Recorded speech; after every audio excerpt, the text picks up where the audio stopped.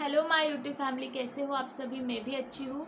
और पिछली बार जब मैंने स्टोरी शेयर की थी तो वॉइस क्वालिटी इतनी अच्छी नहीं थी, क्योंकि माइक में ना कभी कभी वो स्पंज दब जाता है, इस वजह से आवाज़ अच्छी नहीं आती है।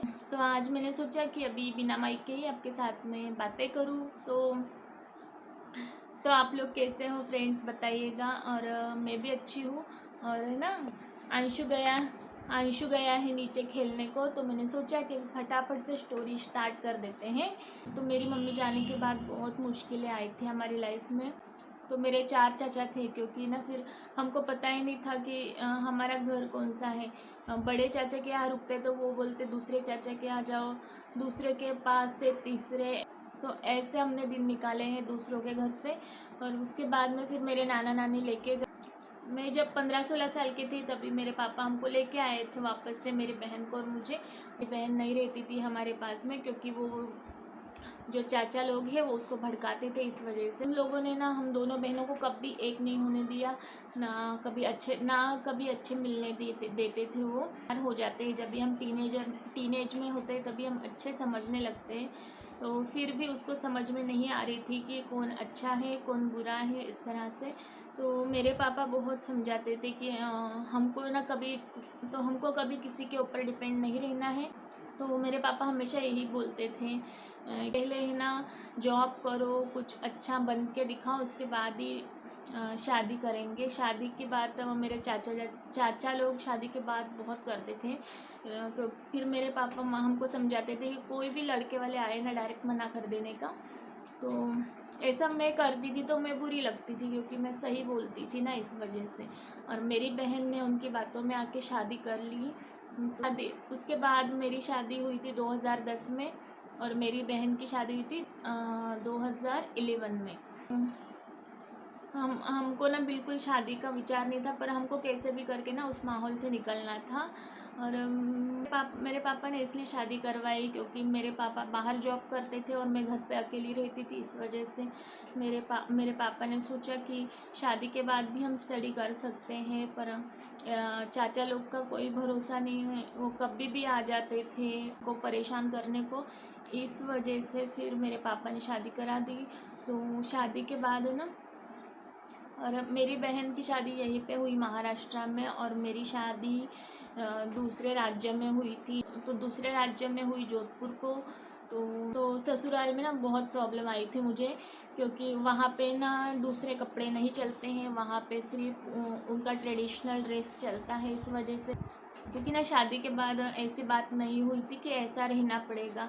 इस वजह से फिर मेरे पापा ने समझाया था कि सेपरेट रहो ऐसा, क्योंकि साथ में रहने से ना तो उनको भी प्रॉब्लम और हमें भी प्रॉब्लम होती है। इस वजह से फिर हम लोग ना जोधपुर को रह रहे थे अलग से।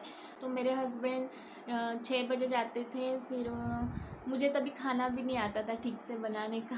तो शादी के बाद है ना बहुत प्रॉब्लम आई, क्योंकि मुझे ना ठीक से खाना भी नहीं आता था, और घर के काम का मुझे पता ही नहीं चलता था कि कौन सा काम कैसा करें ऐसे। तो कैसे भी करके मैं काम कर लेती थी। और मेरे हस्बैंड सुबह जाते शाम को आते, फिर एक दूसरे को समझने का हमको टाइम ही नहीं मिला। तो जल्दबाजी में शादी होने के कारण एक दूसरे को हम बिल्कुल नहीं पहचानते थे। मेरे हस्बैंड आए थे मुझे होली के दिन देखने को, तो ऐसे फिर मेरे पापा ने मना किया शादी का।